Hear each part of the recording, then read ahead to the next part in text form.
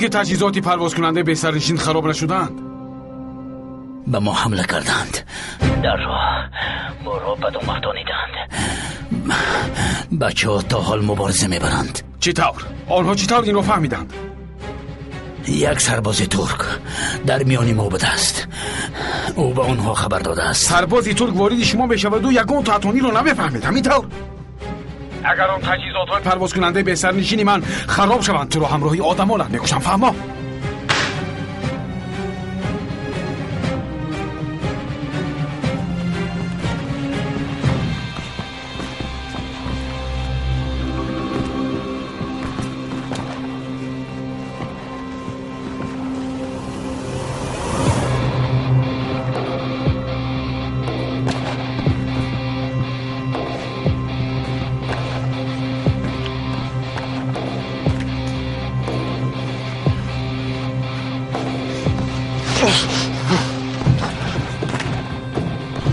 استا، از جایت نجنب، هرگز از جایت نجنب، وگرنه مغزی سرت رو میبرارم. استا، مرا نکش.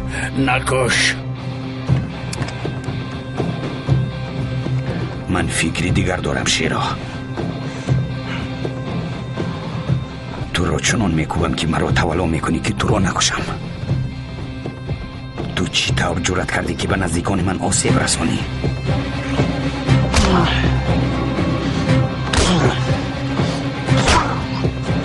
تو چی طور دوست داشته مرا عذاب دادی ها؟ چی طور مادری مرا از حیات محروم کردی؟ با تو جان مادری من لازم بود، جان مادری من لازم بود.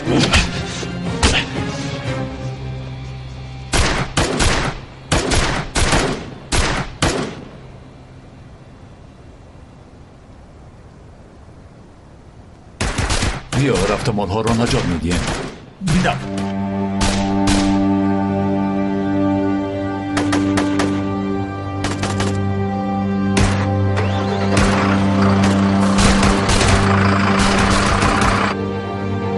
قماندان ماشین برکت در آمد.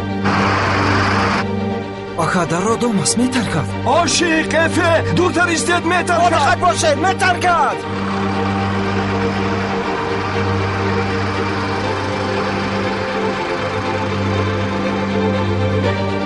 تو رو میکشم. کشانلی نوازکر.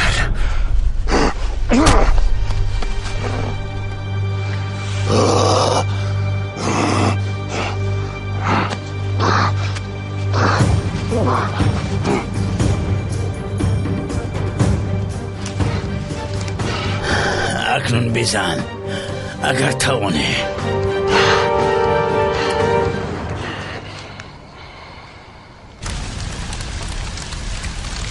بچه ها، افه ایدو خوب هستید؟ ما خوبیم قماندان. خوبیم کمی چنگ و خواب فرو بردیم. ما هم خوبیم. قماندان درون ها ترکیدند. قماندان آتش کجاست؟ او از خفای شیرا به جنگ رفت. بیاید بچه ها، رفته او رو نجات میدیم. تا او رو نیابیم پس نمیگردیم. زودتر باشید.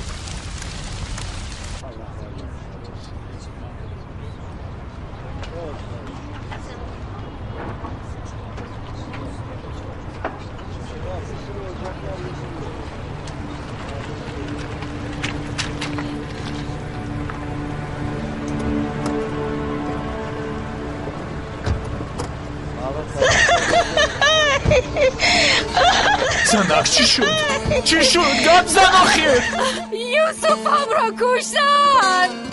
یوسف امک جان نیستید. یوسف پسر جانم امک جان خواهش میکنم امک جان آرام شوید امک جان، خود را به دست گیرید. اینجا بیایید. یوسف